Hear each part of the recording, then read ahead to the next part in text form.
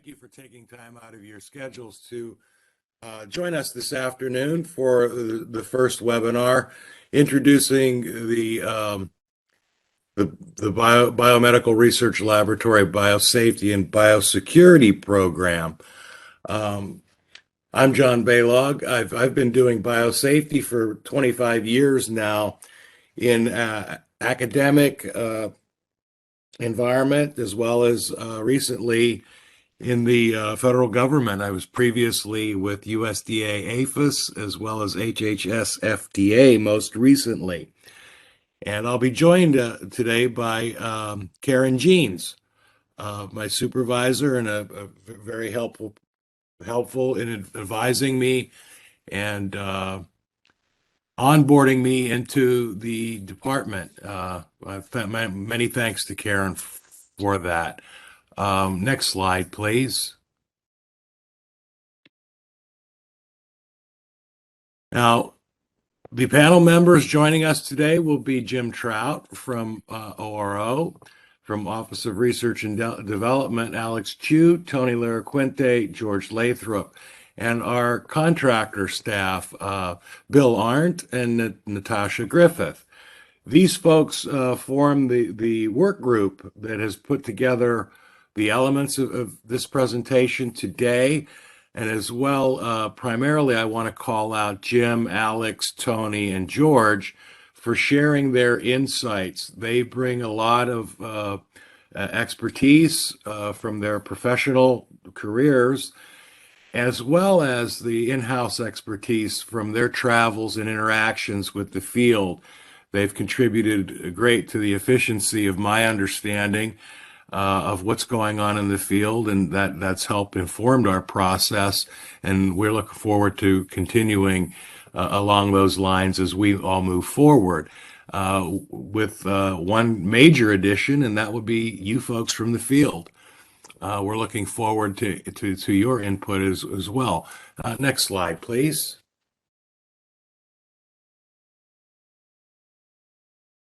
So our purpose today, we want to let you know what we're doing currently and identify key components, describe the educational purposes, gather perspectives. This is an iterative process. I think it's important, especially with the novelty of this program.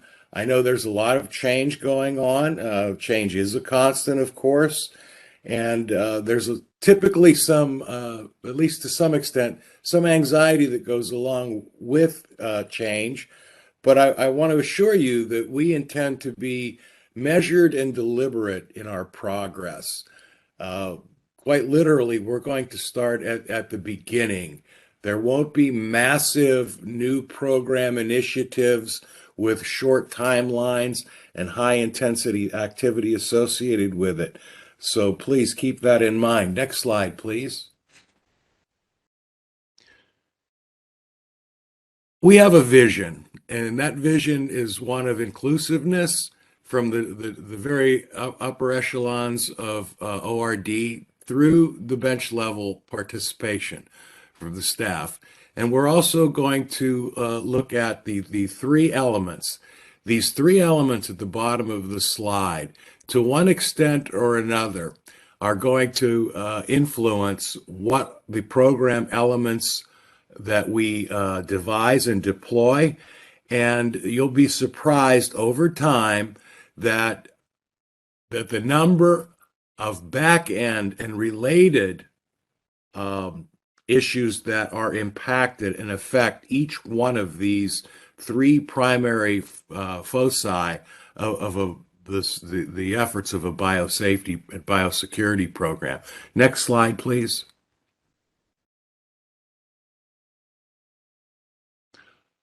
I want to call out laboratory biosafety as separate and distinct from laboratory biosecurity. There is on some level, a degree of overlap. These are complementary, however, but it's important. Context does matter for these discussions. And you might be curious over time as to why we qualify these as laboratory biosafety and laboratory biosecurity. That's merely to point out the difference between agricultural biosafety and agricultural biosecurity.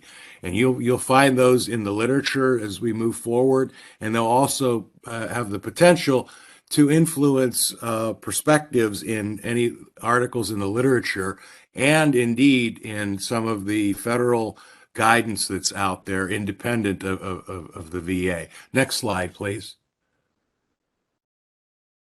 Laboratory biosafety. These are critical definitions. You'll see these throughout our publications. These definitions are a construct. We've put these together since there is no universally accepted definition for these, even in guidance documents by the federal government and also in position papers, white papers, etc. The meaning seems to be a little bit fluid depending on the nature of the publication that you're looking at, but we want to distinguish between the safe work with biological materials, collectively biohazardous materials, and security. Primarily, security is reasonably well addressed for most VA facilities because we are behind card readers, we are behind gates in many instances, and access is generally restricted. But when you get to the laboratory environment, we're finding that there's a need to pay more attention to the security of our materials, and it's also part of our culture of safety and responsibility that we are in the process of building. And we'll always be in that process. It's never fully achieved. Next slide, please.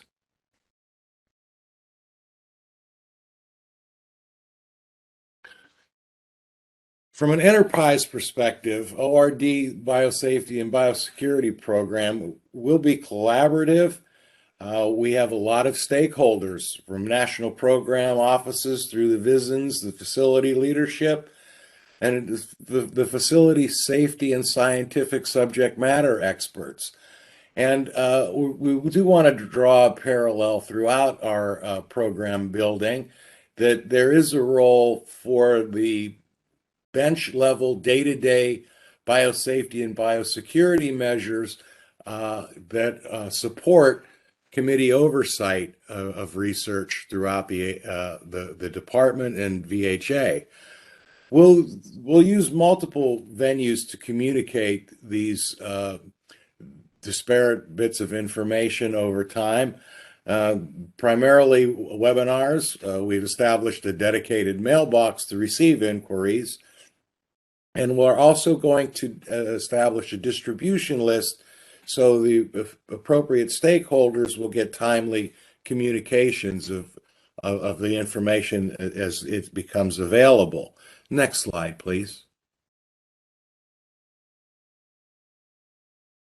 So the biorisk management approach is informed by an ISO document.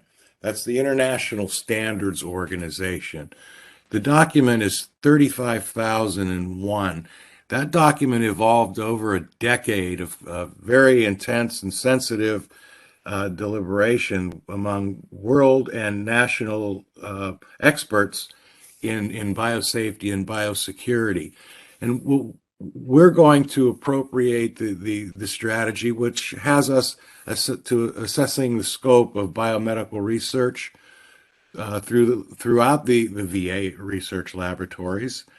And we're going to apply a risk management approach. And there will be more on these throughout this presentation and in subsequent discussions moving forward as we implement our program.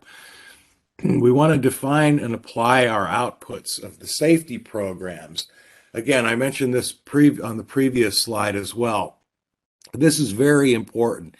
It's going to be critical from an efficiency standpoint and from an understanding and further development of our safety culture. And we're allowing approximately 2 to 5 years, but that is a fungible timeline. We do understand that there are unique circumstances and there's a wide disparity in the activity levels among our field sites. And we want to be cognizant of that because one size does not fit all. And we do want to be very measured and, again, deliberate in how we proceed. Next slide.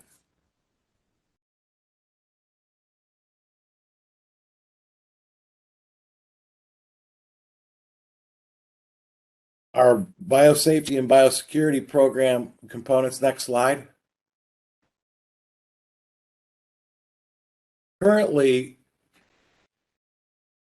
we want to get an idea of what we're doing to protect the safety, protect and promote, I should say, the safety of individuals working in the laboratories, as well as to account for our environmental protection responsibilities. We want to take care to be conservative with our resources and our information, as well as the time and of the individuals involved. That's the safety program, the administrators, as well as the scientific staff. Now, biosafety doesn't happen in a vacuum. So we also often encounter the use of chemicals along with biologicals, and we need to be mindful of the policies and the regulations that apply to the use of chemicals. And we also have the radiation requirements, those materials and sources that will sometimes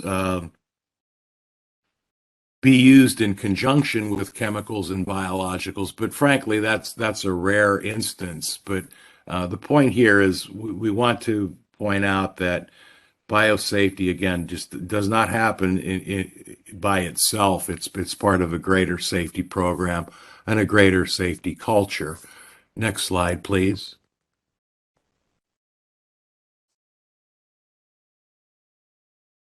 Some of our key activities, again, collaboration on policy development and written guidance. We want to initiate training programs and communicate those requirements. And again, training, a word on training. We understand and we are all charged with completing multiple trainings on at least at one time and sometimes on a recurring basis. And I think this would be a good time to mention that it's very important when we're doing our jobs that we reference and we practice the information that we've learned. There are actions required in some instances with trainings, and other trainings are merely for awareness or informational purpose and may not have an action item accompanying it. But with safety, we want to be very careful and clear in what we're communicating, because there is an expectation that what you are presented in a PowerPoint presentation, oftentimes in an online format, that you bring that information to bear in the conduct of daily operations. And there'll be instances where over time, as we share the findings and have subsequent discussions, that oftentimes there's material that is presented in trainings that is not reflected at our sites and in our work practices. And so the agency has been aware of this for a while. I understand prior to my arrival, there were many and intense discussions, and it resulted in ORD finally funding this position due to a lot of efforts from a lot of well-meaning and very good people who are looking out for the safety of the VA workforce. And a follow-on to that, we procured the services of TJ Fact to support the ORD initiative in developing the BRL BBP. I know that's a rather clunky acronym, but I think it saves a lot of syllables, and hopefully we'll be able to adopt this in a more free-flowing manner. Next slide, please. The TJ Fax staff supports these practices and procedure development and implementation at the field programs in collaboration with field sites and under the direction of ORD. The key tasks are responding to questions. Again, this is an iterative process, and it must remain so, and hopefully it will become more expansive over time. And as information becomes more available and our mutual competencies and awareness develops over time, we will be more on the same page, so to speak, that perhaps questions will be more focused and more more or less fewer in quantity and more focused in content. Data calls, you're all aware that we've conducted data calls over the past year. That's going to continue. And this is where we capture essential data. And the analysis of that data is going to go a long way to influencing our subsequent discussions and in making the decisions on exactly how we're going to move forward and what would be the best response to achieve the desired outcome. We are also making on-site assistance visits. These are not inspections, but rather these are, for my purposes, I'm surveying the landscape. Our contractor has a structured program to elicit supplementary information to kind of fill out and maybe dull the edges of the data that we acquire through the data calls, so to put a human face on it and make the data more understandable. And they're also helping us with training development, and some insights. A word on our contractors. Both Bill and Natasha are practicing biosafety professionals with extensive experience both nationally and internationally, and they act as a force multiplier for our baseline information. So we're very happy to have them on board. Next slide, please. Okay, so responding to your questions, next slide. The biosafety mailbox, the VHA COORD Biosafety at va.gov was recently established. And to field questions, I'd like to again reiterate that context matters. Generally, the expectation for the nature of questions, they'll be either operational, i.e., having to do with perhaps biosafety cabinet certification, biosafety cabinet purchase, perhaps PPE, perhaps some engineering matters with regard to laboratory air pressurizations. I consider those to be operational details. And the other primary avenue of questions is likely to be administrative. This would have to do with the research oversight. What do I need an application for? How do I get a permit? Are there any central resources available to assist? Does perhaps should my site have a controlled substance permit? How does one go about doing that? So those would be more administrative type questions. But we do have the expertise, and I think everybody is comfortable that either what we don't know among ourselves, we know persons that we can reach out to in our various networks and acquire that information. And this is going to be another recurring theme. It's very rare that one person will have all the answers. So we're asking folks to be patient and to be clear in communication. Again, context matters with questions that are primarily by email, and perhaps in some instances a phone call will be sufficient as well. So we're certainly available. And so these topics are I think pretty straightforward and self-explanatory. But then there's certainly to be more discussion moving forward on this.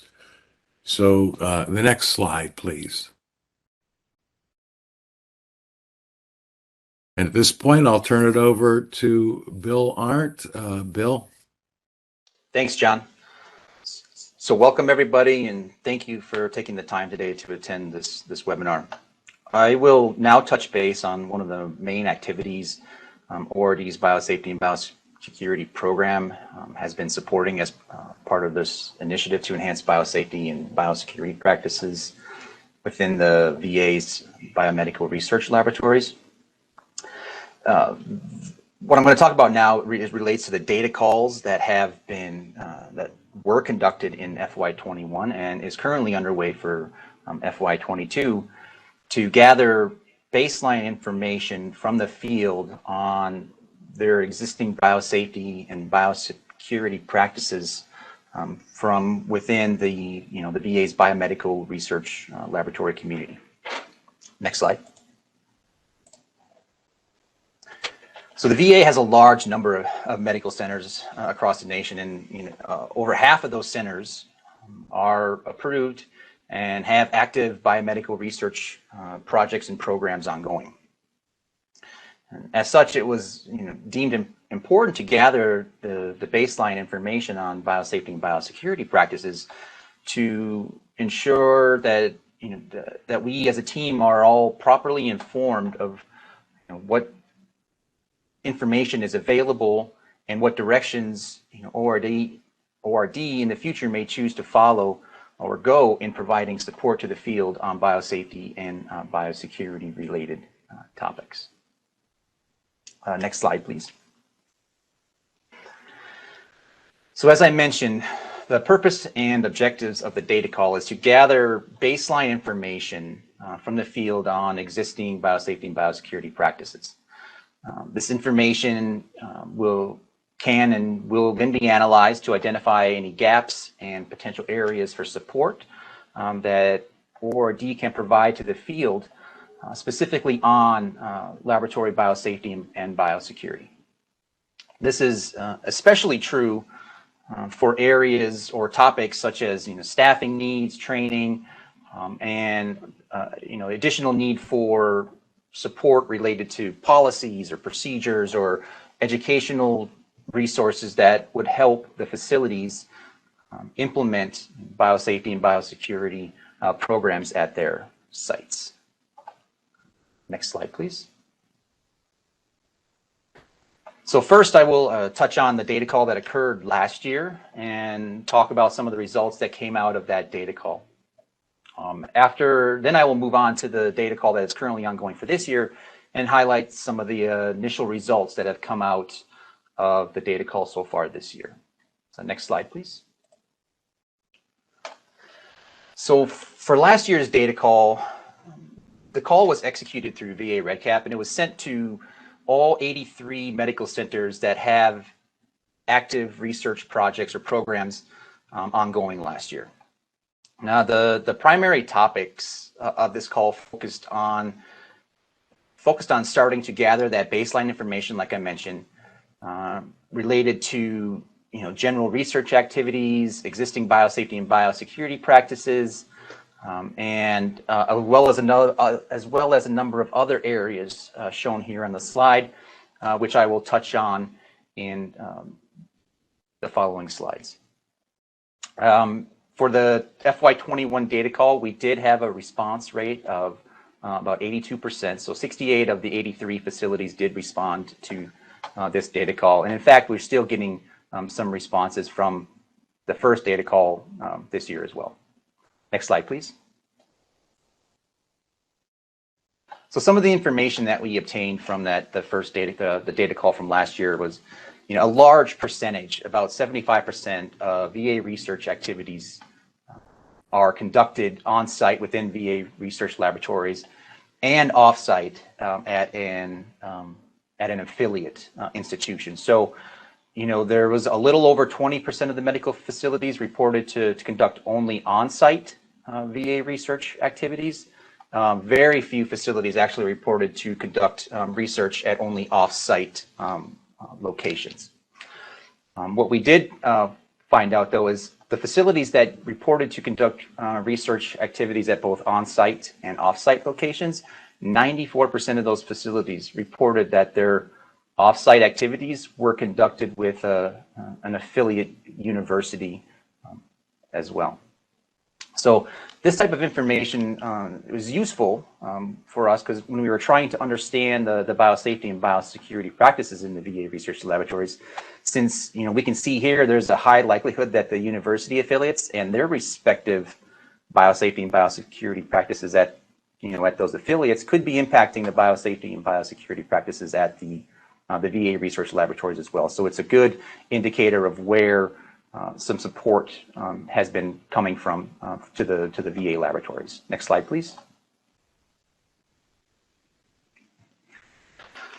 To further understand the existing biosafety and biosecurity practices, it was important to identify the types of hazards, especially those hazards associated with infectious materials that are impacting the biosafety program, because as John mentioned earlier, biosafety focuses on preventing against the accidental exposures with an infectious agent. So overall, 55% of the facilities reported that their research involved the use of infectious materials.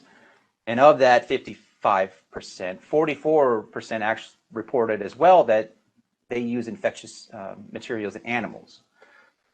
And the one other big thing that we wanted to find out last year was, we were going through the COVID-19 pandemic, so we wanted to get a general understanding of what types of SARS-CoV-2 or what types of activities are occurring with SARS-CoV-2 and COVID-19. 23% of the facilities reported to using SARS-CoV-2 in their research activities.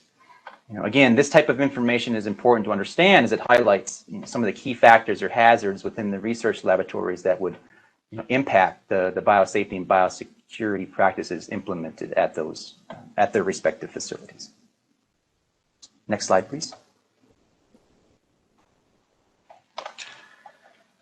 So within the research community, it's common to have individuals available that are specialized in supporting an institution's biosafety and biosecurity program. These individuals are often called biosafety officers.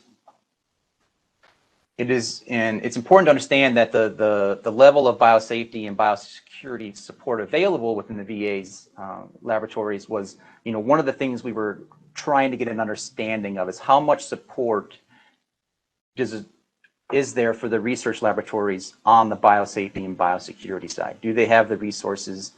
Where is the support coming from? The results of the data call showed that only 46% of the medical centers with active research programs had dedicated biosafety officer positions, while 54% did not. For those facilities that had biosafety officers, 74% of those positions were full-time positions and the remaining were part-time positions. But it's important to note that half of the biosafety officers reported to have more than 5 years of experience in the field of biosafety. So there is a good amount of experience within the VA to support biosafety and biosecurity best practices within the research laboratories. Next slide, please. And one of the last pieces of information that came out of the data call last year related to the types of trainings the facilities identified or the respondents identified and believed are needed or should be prioritized to support the biosafety and biosecurity programs within the research laboratories, the biomedical research laboratories. The two main topics that were identified included trainings related to laboratory inspection survey tools and SOP and procedure template development. Now, these are important topics that can significantly impact the effectiveness of a facility's biosafety program. by making sure the laboratories are following biosafety and biosecurity best practices and policies, and by making sure those practices and policies are effectively communicated to all staff, in writing or through some sort of a training. Other topics that were identified also included, chemical management and storage, lab decontamination procedures, usage of BSCs, and infectious waste management. Again, all these are important topics for a comprehensive biosafety and biosecurity program, because they all significantly impact the success of the program overall. So, importantly, this information overall gave ORD a very good indication of some topics that could be prioritized for future activities in the future to support the field. Next slide, please. The information, so now I'm going to talk kind of about the information that we've so far obtained from the data call for this year. The information we attained from the last year's data call provided like I said, a lot of useful information and helped direct several of the initiatives and activities that have occurred this year. However, when we looked at the data, we also noted there were, several gaps in the data that we would still like to try to address. It was those gaps that led to the development, to the design and development of the data call for this year, and it helped identify the key topics that this year's data call would focus on. Next slide, please. Similar as the last data call, this one, the plan is to send this one out to all same 83 facilities as the last one was via REDCap. However, this year we are sending out the data call in 5 batches or cohorts. This is being done to be more available as the SMEs. This is being done so the SMEs are more available to the facilities in case they have any questions on the data call, and to be able to more effectively analyze the data in a timely fashion. So some facilities have received the data call already, and some still have not. So don't be concerned if you haven't received it yet.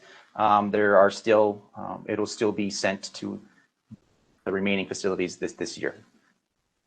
For this year's call, though, the main topics, as I said, were identified through the results of last year's data call and through several other activities that have occurred previously as well as are occurring now, such as the program assistance visits and the questions from the field via the dedicated biosafety email address that John mentioned.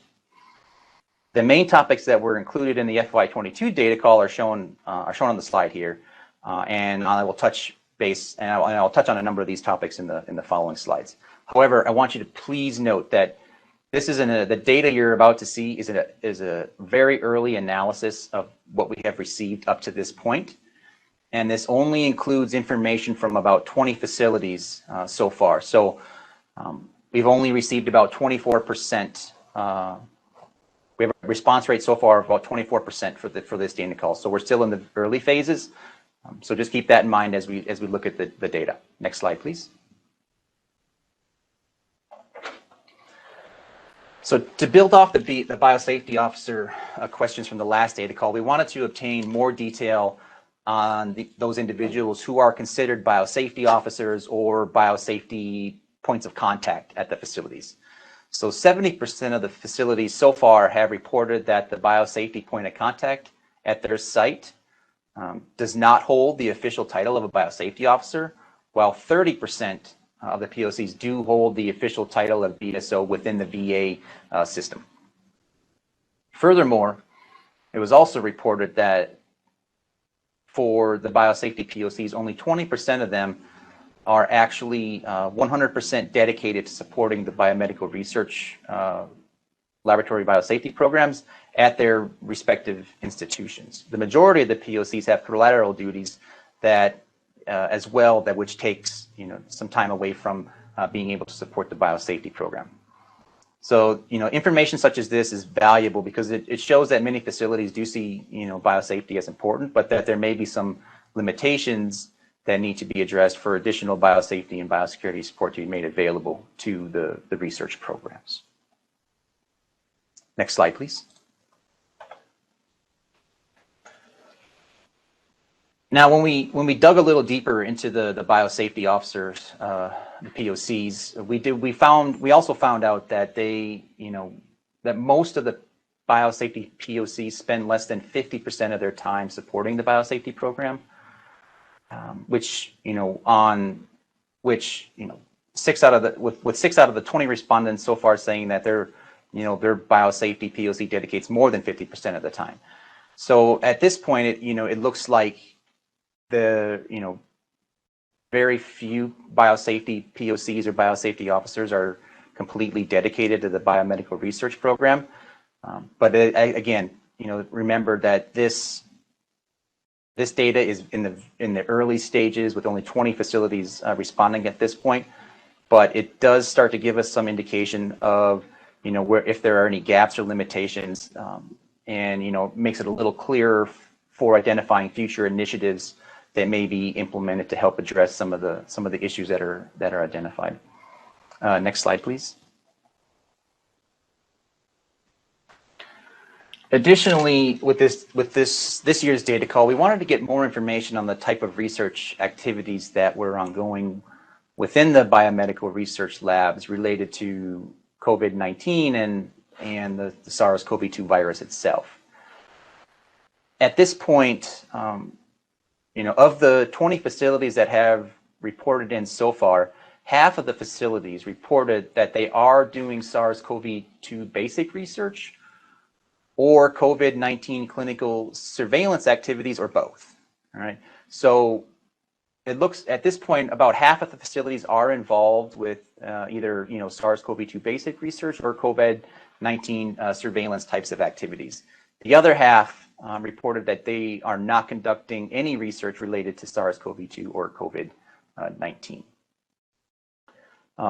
Furthermore, we also wanted to get just a general understanding of where the SARS-CoV-2 basic research or the COVID-19 surveillance activities are occurring.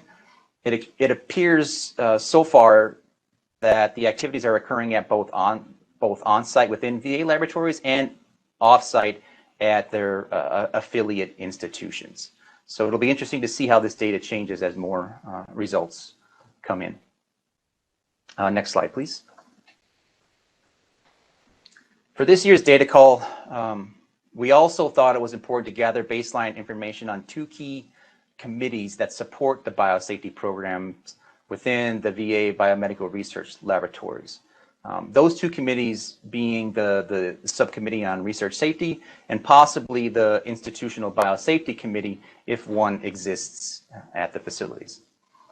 One of the big questions we asked related to both the SRS and the IBC was what additional guidance could the VA provide to the facilities and staff related to supporting the activities of the SRS and the IBC. So what additional guidance could be provided to support the functions of the SRS and IBC was the big question we wanted to know. And for the SRS specifically, the majority of the facilities reported that they would like additional guidance related to the development of plans, such as safety plans, security, chemical hygiene plans, and emergency response plans, and additional guidance on hazard assessments. And the hazard assessments can vary from an overall hazard assessment of the research being proposed, or even the PPE hazard assessment required by OSHA. So next slide, please.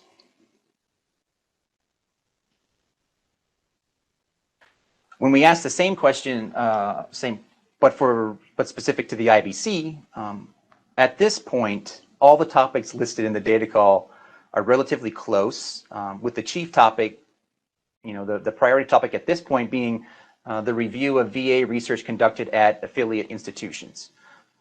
This is not surprising considering that the number of responses that we received so far, and based on information we have related to activities ongoing within the VA research laboratories, that there is a huge effort to work with, affiliate universities, and it's not surprising that, there is a lot of work and need for, reviewing any VA research that occurs offsite at one of those affiliate institutions. As we saw earlier, there is a large number of VA research that occurs offsite.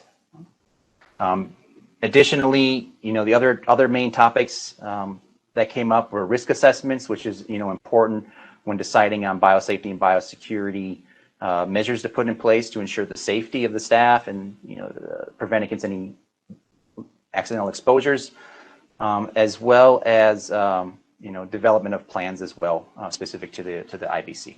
Again, this will all be interesting to see how the information changes as more responses come in for this year's data call. So, next slide, please. Overall, the information obtained from the FY21 data call and the data call that is currently ongoing has provided valuable information to ORD and the rest of the team related to the existing biosafety and biosecurity practices ongoing within the biomedical research laboratories.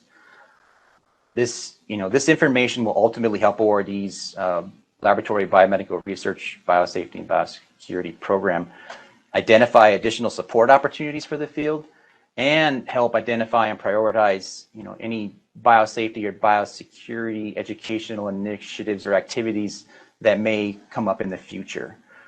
In fact, the information obtained from last year's data call and the other activities that occurred over the last year directly impacted this year's data call and helped prioritize some activities and other educational tools, such as the biosafety toolkit that you will hear about shortly, and the webinar series that we are all taking part in today. Thank you, and I'll now turn it over to Karen.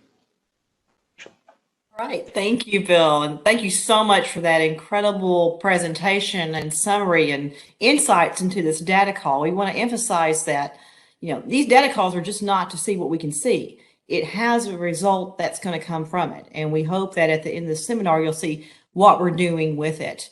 I also want to say a few things about how very happy we are in the Office of Research and Development before we talk about the program assistant visits, to be able to have Mr. Balog join us. John has done so much work since he has been here, and also, of course, incurred the wonderful onboarding process that all of us know and love. And so he hasn't left VA because of that. So we're so happy. And but we are so incredibly just excited of all the knowledge he brings to us that we didn't have here in the Office of Research and Development, that is directly relevant to what all of you do at your facilities, and incredibly his knowledge about IBCs and the wealth of knowledge he brings. So we are very excited to have John join us here in the Office of Research and Development, and you're going to be seeing as we talk now about the program assistant visits that are part of our ORD Biosafety and Biosecurity program. Next slide. So in terms of when we started, and this is even before John joined us, when we said, okay, we need to, as a result of the pandemic, we've got to shore up what we're doing here. And we've got to figure out, where are our gaps in terms of what we need to place emphasis on. Again, the biosafety, biosecurity program really, was an important component. And when we thought about what the needs are, it's not just about doing data calls. It's also about going out into the field. It's also about going out and being able to assist you, not with only written guidance and webinars, but also, reaching out in touch. There's so many things that are needed, which you can only address when you have that personal touch. And whether it be on-site as part of a on-site visit, or whether it not be virtual. And so what I'm going to be talking about in the next few minutes, and I'm going to be asking Bill to help me, is to talk about the program assistant visits, which are part of the ORD Biosafety and Biosecurity program. And while part of this is indeed to gather information about your facility biosafety and biosecurity programs, including the people and the equipment, it's also for you to be able to have an opportunity to talk to us and the experts, the subject matter experts from TJ Fact on issues that you need. And so again, it serves both of our groups. It serves us in ORD to, how do we engage policy? How do we write policy? What do we do to target our guidance on? And especially in terms of what are our priorities? We don't want to be doing things that don't hit the mark. It doesn't do us any good if we say, oh, we created this wonderful document, but nobody needs it. So that's indeed why not only these program assistant visits are necessary, but also why the data call that Bill was talking about informs us. And we want to reinforce this is not a compliance visit. And we'll talk more about that in a few minutes. Next slide, please.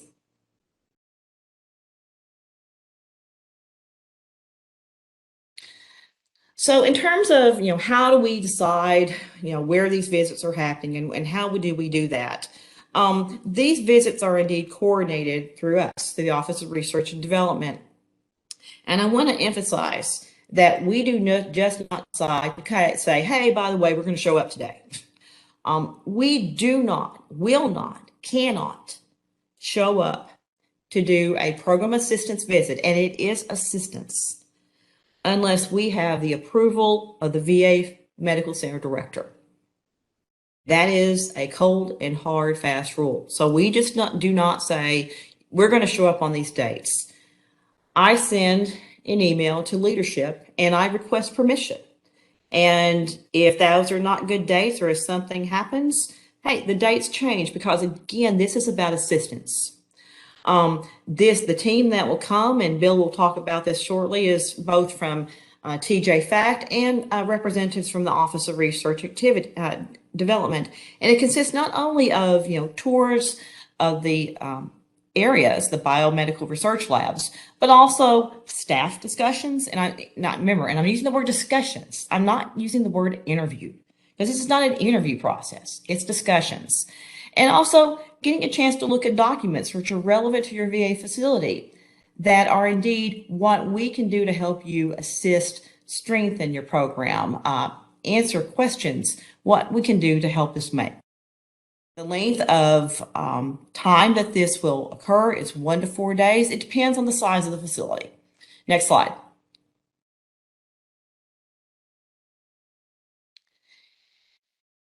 Now, I have a whole slide here about the Office of Research Oversight. And we really want to emphasize that, again, this is not compliance. Now, we do indeed involve the Office of Research Oversight in collaborating with us on these visits. And this is by our invitation. This is not ORO saying, okay, we have to be involved. And the involvement is that, number one, the involvement is coordinating them to make sure that we're not doing a visit or asking to do a visit, more importantly, when ORO is either scheduling to do that visit or has one planned in that time period. We do not want to create any type of stress or burden on you as VA facilities. Again, this is about assistance. So that's all they do. There is nothing that TJ Facts gets. Let's say that we're coming to a facility and you've had a compliance finding and you had a report from ORO. TJ Fact knows nothing about that. ORO provides information to TJ Fact in aggregate form and saying, hey, there's some issues that we see across this whole system. And these are areas that you may want to focus on in terms of targeting the type of discussions you have. But it's nothing about, hey, this is what happened at this facility before you go in. So I want to reassure you of that. And that, again, no one from ORO goes on these site visits, these program assistant visits. Next slide. So the team consists typically of 4 people, 2 from ORD. Most recently, it's been like Dr. Chu and Mr. Balog, and then 2 from TJ Fact. So at this point, I'd like to turn this back over to Bill for him to expand and talk about what actually occurred during the site visits. So Bill, I'd like to pass this to you right now. Thank you. All right. So as Karen mentioned, these program assistant visits, or PAVs, consist of, maybe 2 members from ORD and 2 members from Biosafety and Biosecurity SMEs from TJ Fact. The TJ Fact SMEs, such as myself, and Natasha are responsible for communicating and working with the sites to prepare the agenda and itineraries, and to identify any logistical needs, such as the usage of a conference room, internet access, and if any virtual capabilities, such as Microsoft Teams, will be needed to support the event. There's been some cases where individuals were unable to attend in person, that a Microsoft Teams meeting is possible as well. Some of the key activities that occur with the program assistance visits includes holding in-brief and exit briefings with the facility's executive leadership team, for the purpose of introducing the team that will be visiting the site and providing an overview of the activities that will occur associated with the visit. These briefs with the executive leadership teams have proven to be extremely valuable in the program assistance visits that we have already conducted up to this point. These visits also include documentation review by the TJ-FACT SMEs. These, as part of the program assistance visits, Karen will often send a pre-site visit questionnaire to each of the sites to give us a basic understanding and some general information of kind of what walk through.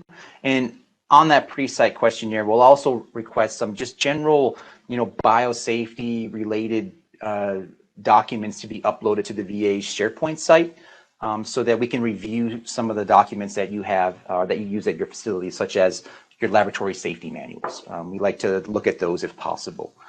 And once we get to the site, the visits include a tour of the laboratories, and we will sit down and have meetings with the number of the key personnel responsible for managing the biosafety program at the facility, such as any of the the biosafety officer, if one exists, the biosafety POC at the site that we've talked about, the chair of like the SRS or the IBC, and anything with the veterinary medical units as well.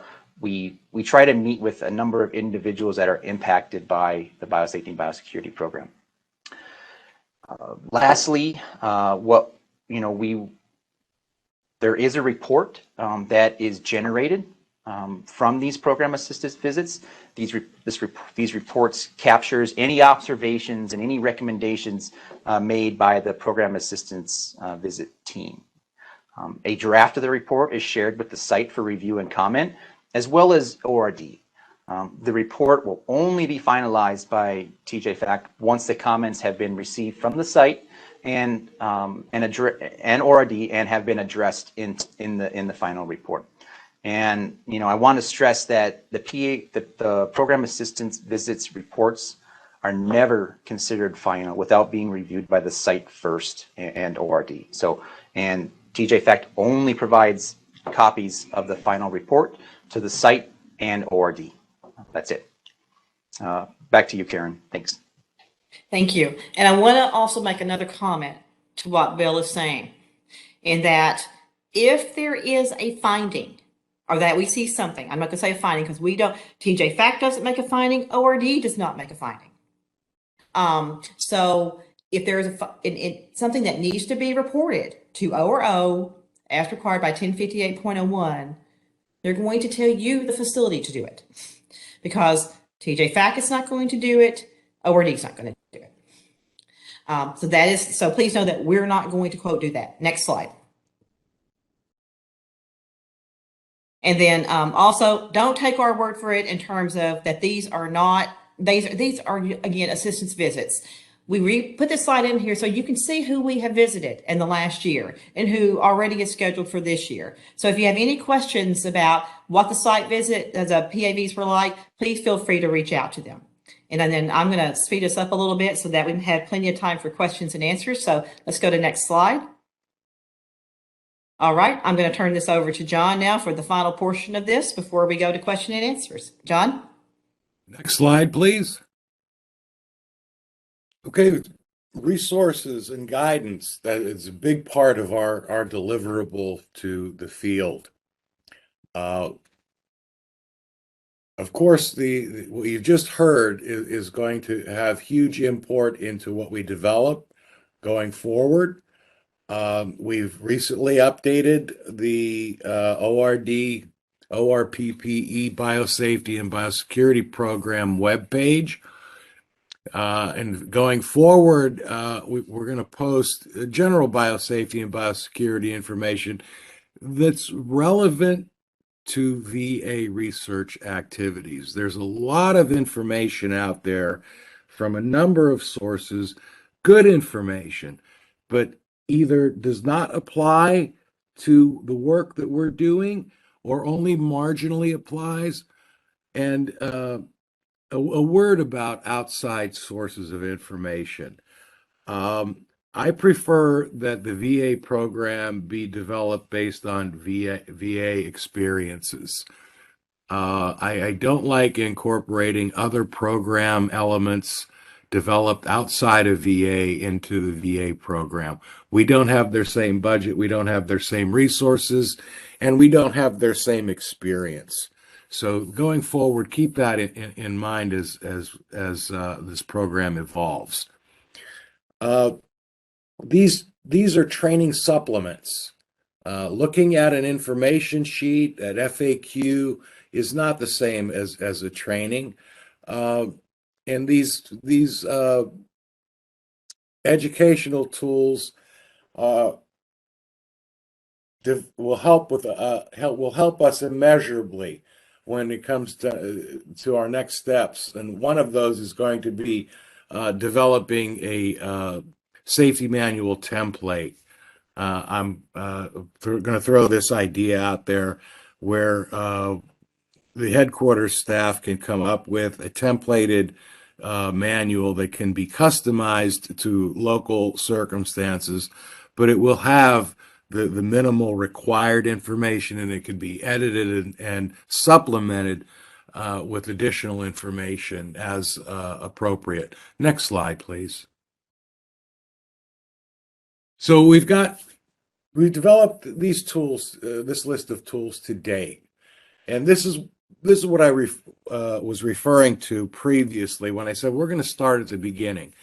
Keep in mind that under OSHA, a laboratory is considered a hazardous work environment, and because of that, there are requirements specified in OSHA. The most frequently cited one is for training. And of course, the laboratory director or the PI on a project is responsible for providing a safe work environment. Of course, that mandate goes all the way up to the medical center director as well. And also, what was mentioned before about starting at the beginning with the basics. I want to call out the laboratory signage issue. That's industry-wide. This is not an issue only affecting VA. There are a number of federal facilities that are in various, shall we say, age groups, from the very old to the very new. And oftentimes in more established facilities, there are generations of hazard signage that are posted. Some folks have signage that's been posted for over 10 years and has contact information of persons who are retired, and in at least one instance that I observed was deceased. So we need to do a better job. The industry needs to do a better job as well. The signage, hazard signage, is very important for emergency response, to reinforcing our training elements. And we're going to discuss training and signage more going forward. So could I have the next slide, please? These are the updates to the ORD webpage that I referred to, and here's the addresses for them. Next slide, please. An example here is the compressed gas cylinder. And at this point, I'll ask Bill to pick up. Thanks, John. So the I will now show you two examples of the tools that are available in the toolkit that John just mentioned. This one that you see on the slide relates to the safety concerns associated with storing and using compressed gas cylinders in the biomedical research laboratories. I'm not going to go into detail of this tool, but overall, these tools are intended to support facility-specific training of staff as training supplements, as John mentioned, and to be made available to be laminated and posted in the laboratories as reminders for the staff, for the laboratory staff if needed. So this tool, as well as the one I'm going to show you next and the ones that John mentioned, are now available on the toolkit, within the toolkit, that the link on the previous slide. So please take a look at those. And you know, here is another example of one of the tools that's now available. This one shows the laboratory biosafety signage template that is now available for facilities to use in the development of their own facility-specific laboratory door signs.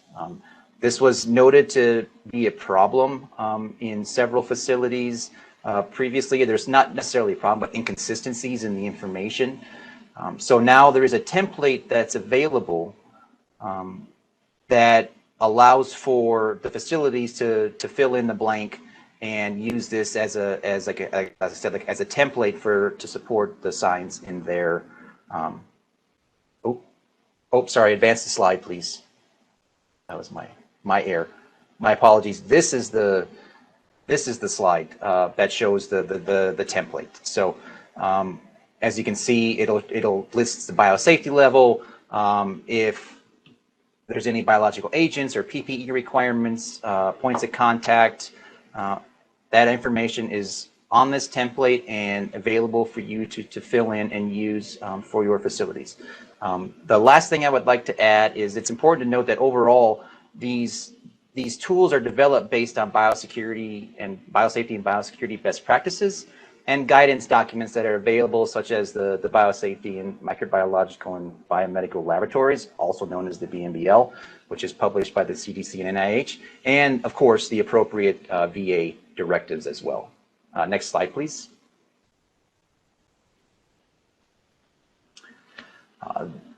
There are also additional educational tools that are currently under development. These tools include topics such as personal protective equipment, a list of common biosafety frequently asked questions, and which, you know, and as well as another document that is a list of general biosafety and biosecurity definitions that is intended to support consistent communication across all VA biomedical research laboratories. Ideally, in the future, as additional feedback is received from the field through the data calls, program assistance visits, or any of the questions that come in through the dedicated email address, more educational tools can be identified and developed to, you know, support the needs of the field in the field. The plan would be to, you know, include these new tools that are developed into the toolkit as well. So it'll be important to regularly check to see if any updates have been made to the toolkit. And I think it's over to Karen now. So thank you. Yes, thank you, Bill. So we're nearing the end of this portion. I'm going to talk just a very short time about, again, this is the beginning, what we call the introduction of a set of three, to not only introduce the new initiatives that we have started implementing and are going forward with ORD's Biosafety and Biosecurity webinar, and give you also the opportunity to meet, you know, John and also Bill and the TJ FAC team and know what's going on. But also in terms of this webinar is the foundation for two more that are going to be done this summer. And that's not counting other webinars that we'll be planning in the future. But again, to give you a heads up, this is not the last you're going to hear of this group, and you'll be hearing more and more of us over the summer. But that indeed, what we do for these next two as part of this packet of three is going to be determined, you know, not only by the data calls that, you know, Bill presented during his portion and what we're hearing during the PAV visits, but also in terms of the surveys and the issues you bring up on those surveys about what you want to hear and what you want to see. So I can't emphasize enough, truly, we take all criticism. And so please, in terms of what works, what doesn't work, what you think is a priority to help you do your job, we really want you to tell us, because we want these next two webinars to really be what you want and what you need and not what we think you want. So that's what I really wanted to emphasize. Okay, next slide. All right, John, I'm going to let you close us out. Talk for the next. Okay, advance the slide, please. Okay, we've been updating some MOUs to more current practices, more current thought. The big issue that I find in these documents is accounting for the interests of VA. When you're sharing space, there obviously you're in a tenant circumstance, and there are limited capabilities. And we want to be clear about what we're doing and why we're doing it. And we also want to know what our host entity is prepared to provide. And so we've made those updates. We've got gaps that need to be resolved in 1200.08. I understand, and I'm looking forward to input from the field with some of those gaps. I want to go back, if I can, to the use of external IBCs. I think that that's a wonderful capability, but I want to remind everybody, and I understand that there's only some on this call that may be impacted, but it's important that we have equivalency and do our due diligence to make sure that we are accounting for the interests of the VA.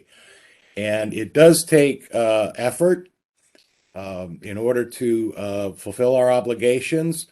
And locally, there are some steps that we're going to look for our local administrators or administrators and coordinators to acquire information on behalf from the affiliated IBC, the external IBC, for our records, so we are not blindsided by activities that are happening that are beyond our fingertips. We also have other documents, particularly Form VA 10-0398, the Research Protocol Safety Survey. We'll be filling that out, making it a little bit more comprehensive, a little bit more detailed. Again, all of this input is going to be based on industry standards, the NIH guidelines, the BMBL, and VA policy.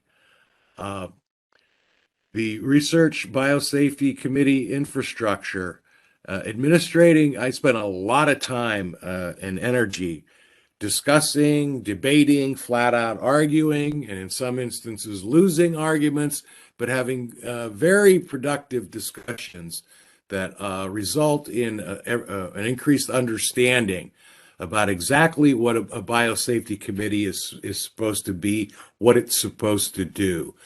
I've got some very strong feelings on that. I look forward to expanding on those in a future venue.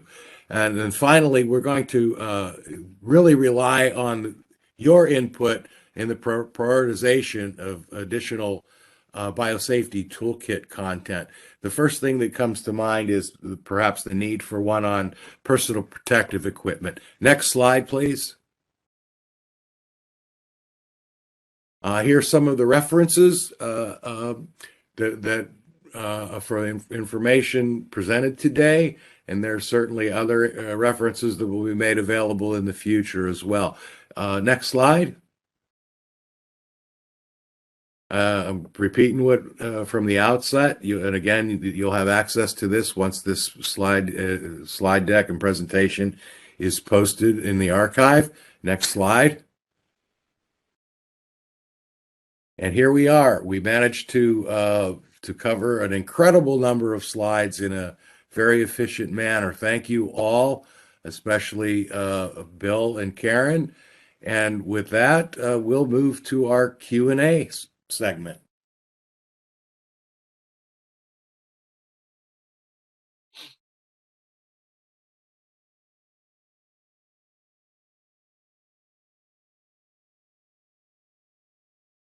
Okay, question one. About infectious material at the exclusion of other biosafety issues. No, that wasn't my intent at all. There, we're prepared to entertain the entire spectrum of biosafety and biosecurity related questions from the field.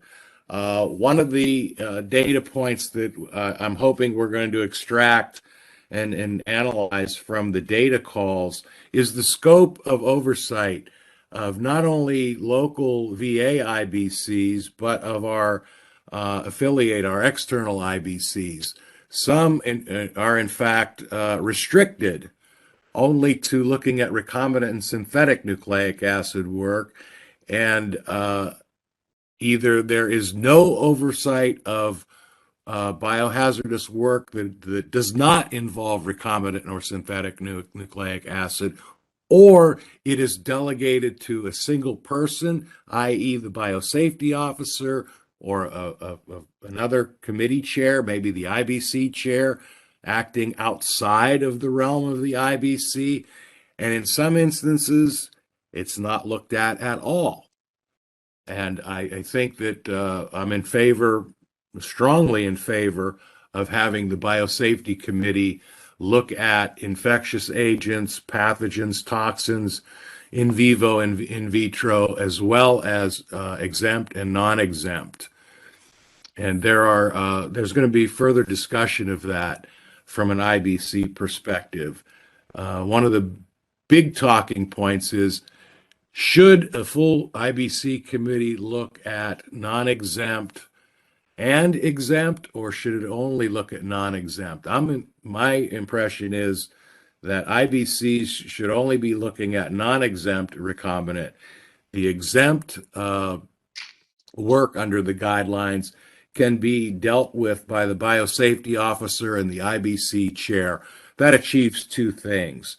You don't have a single point of control over exempt work, and there's also that the transparency issue, where the committee is involved through the chair in the oversight of exempt. And there may be administrative form that is filled out, but I don't think in a lot of instances that the interests of safety are served by having a full-blown discussion of work involving an exempt recombinant nucleic acid project.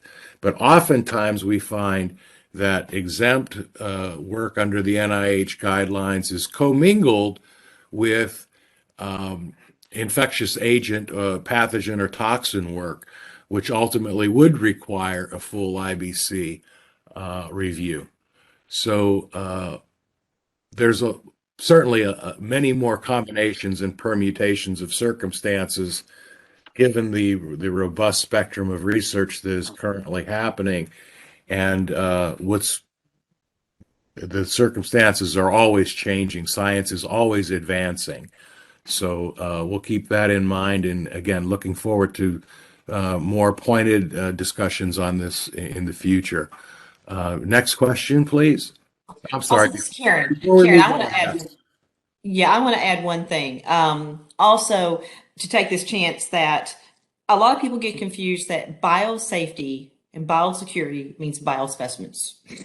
And so I would like to say that, we are working on, reestablishing our tissue banking program here in the Office of Research and Development. And while indeed dealing with biospecimens is indeed dealing with the biohazards, John's office, John is not responsible for biospecimen banking. So I wanted to take that chance to also clarify that. Biobanking questions still come to me here. Karen Jean's here. Okay, thank you. That's my 2 bits. Next question.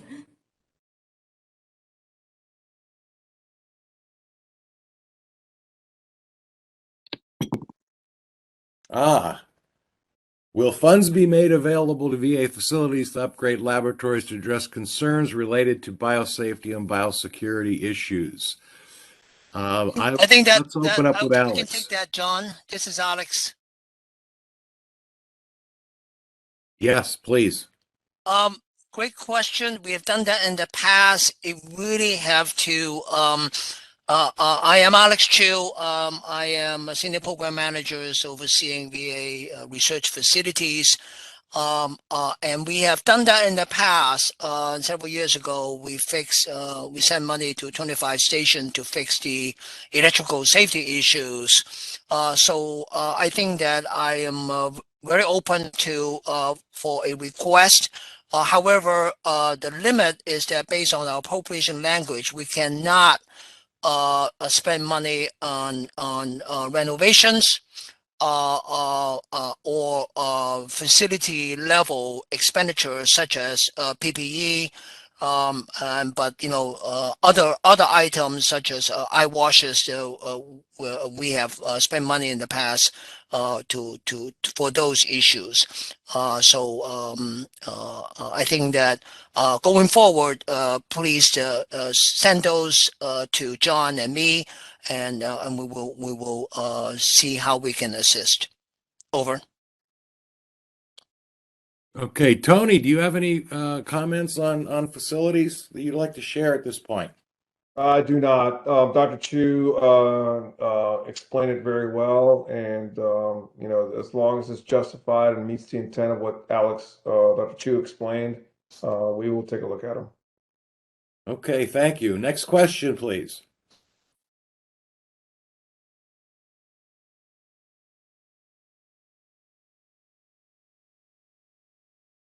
Okay, from the data call, is there a mechanism that can be implemented to identify VMUs indicating they are working with infectious diseases? Perhaps George would want to look at this question or respond, and maybe Jim as well. Perhaps George posed the question because I was unsure. I want to know if John knew of any information they were getting that would indicate it, because I would have to do a separate data call with the VMUs to find out. I would expect, George, that the protocol review, the risk assessment form would and the animal protocol would indicate the use of infectious agents in an animal model. And again, this is where training comes in. All persons working in a laboratory, including a VMU, the training says that IBC review, depending on the governing documents locally, the local governing documents, whether the IBC or the SRS is looking at infectious agent use in animals, would call out the need for an IBC review. And I agree with that. But what I was looking at was a way to shortcut my efforts to find out on whether when they answered the data call, a certain place indicated they did, because I can go back to all the protocols, interface them with the IBCs, and I can find this information, but it's going to take me a whole separate data call. So that's why I posed the question whether that data call had specific VMUs that answered yes. Okay, well that's something we could look at incorporating into the process. Thank you very much. Jim, do you have any thoughts? No, nothing in addition to what was mentioned. I mean, this is something that we would have some limited data on that based on our review of protocols during site visits. Okay, thanks. Okay, next question.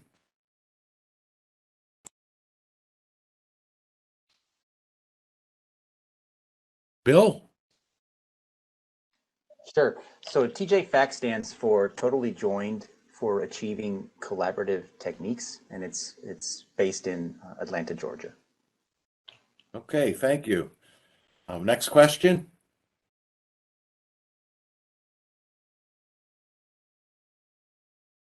Okay, how does one request a PAV? I think a message to Karen Jeans would suffice. Karen?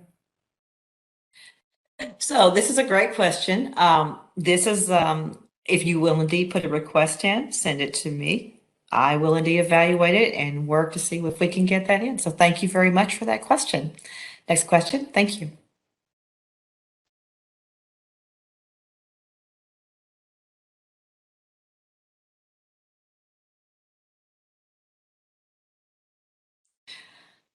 Okay, when one uses an external IBC, what are the expectations for reporting the results of the external IBC review to the SRS?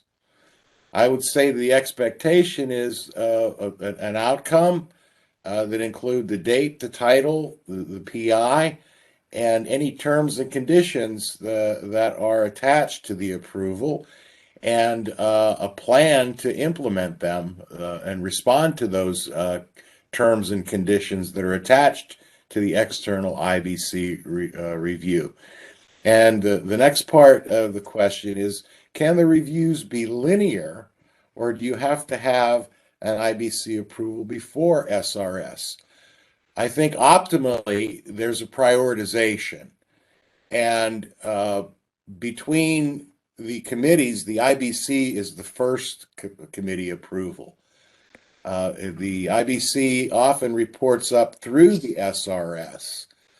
One circumstance that I'm a little bit concerned about, but keep in mind I'm really not fully informed, but at first blush, when I hear that there's a lot of cross-population between a site IBC and an SRS, to where they're effectively the SRS is the de facto IBC, and I'd like to find out more about that. But the direct answer to your question is the IBC should be the first approval, and that includes for should we be involved with human gene transfer experiments at one of our clinical sites, then the IBC approval should precede IRB review. And then the same thing for the animal use. If a VMU is going to introduce recombinant or synthetic nucleic acid molecules in an animal model, the IBC review should be prior to ACUC. But depending on the meeting dates and the time constraints, they could move in parallel, but that requires a high degree of coordination between the committees. This is Karen. I need to jump in here for a second. So I want to reinforce to everyone on the call that, again, we have made major revisions on what comes to the SRS in terms of 1200.08. And so 1200.08 is indeed about research laboratories. And so, as many of you know, in the vaccine studies where we had IBC reviews, those would occur in VA research laboratories. So in terms of if we're talking about research that is indeed required to be subject to SRS, the optimal order is IBC, then SRS, but we do not state in 1200.08 that what a particular order is. So we would bind you to your SOPs. Okay, next question, because I'm looking at the time. One quick thing before the next question, this is George again, is that our 1200-071 does not put an IBC before an ICOOK. They can, as John pointed out, they can go on at the same time. They just cannot do animal work until the IBC has approved. But both the committees could be functioning at the same time and come up with disparate approvals. Agreed. Okay, next question, please.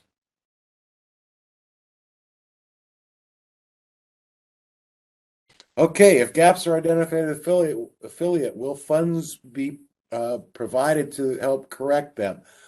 I'm very uncertain about this. Can I Alex? take that question, John? Yes, please. Simple answer is no. Because if we lease space, we cannot, there's an Anti-Deficiency Act. ORD cannot provide money to improve the conditions of our leaseor. If it's a shared use space, we don't own that space.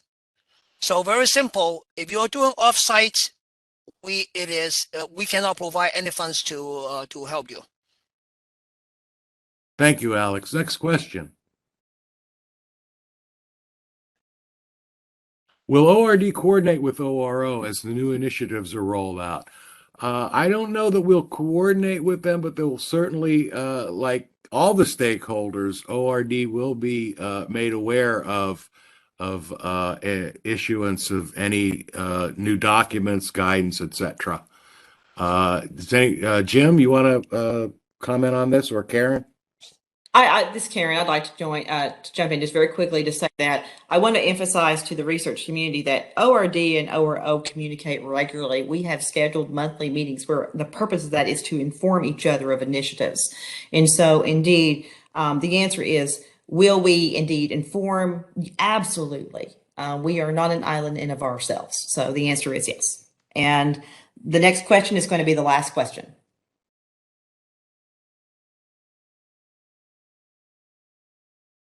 Okay, a current signage is a composite with NFP rating, biosafety level, context, and special safety ratings. Your example looked limited.